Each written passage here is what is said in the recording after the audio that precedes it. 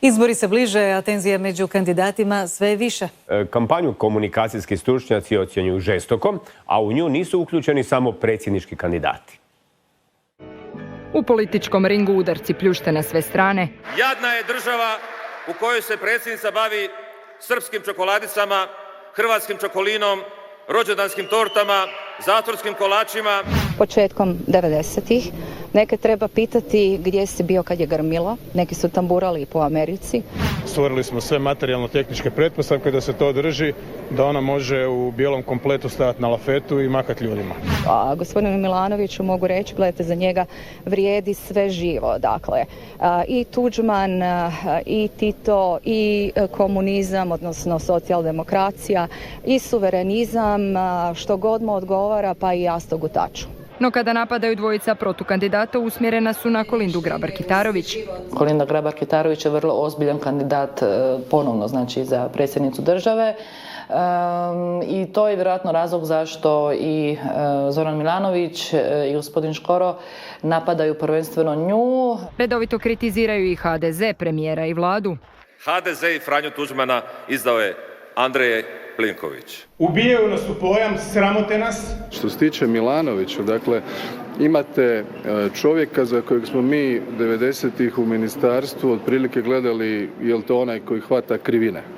Upravo zato komunikacijska stručnjakinja ovu kampanju ocjenjuje.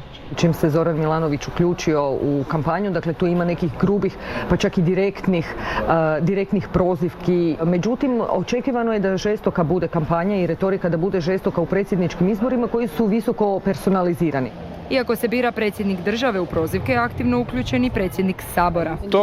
To spominje jedan čovjek koji je predsjednik Sabora i notorni lažov. Dakle. Ja ne znam zašto je on bijesan. Vjerojatno zato što nije na vlasti i što neće biti na vlasti. Predsjednik Sabora možete biti sa 808 osvojenih glasova na izborima.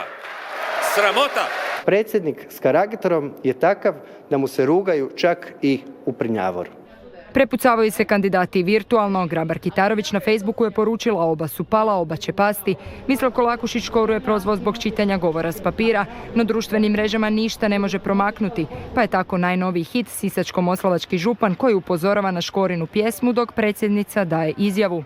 Ovdje moram reći put imate prekrasnu božićnu bajku. Nadam se da će građani uživati, da će vrijeme biti lijepo i naravno koristimo ovu prigodu svima zaželjeti miran, sretan i blagoslovljen Božić. No naše stručnjake iznenađuje Mislav Kolakušić koji u kampanji gotovo ne komunicira s građanima. To hvaljenje se sa 12 kuna, čini mi se, uloženih u komunikaciju, zaista nije za pohvalu. U svoj program treba uključiti i građane, slušati njih, doći do njih, s njima razgovarati i ljudi ga trebaju vidjeti. Ko je to odradio najbolje u prvoj rundi, znaćemo u nedjelju.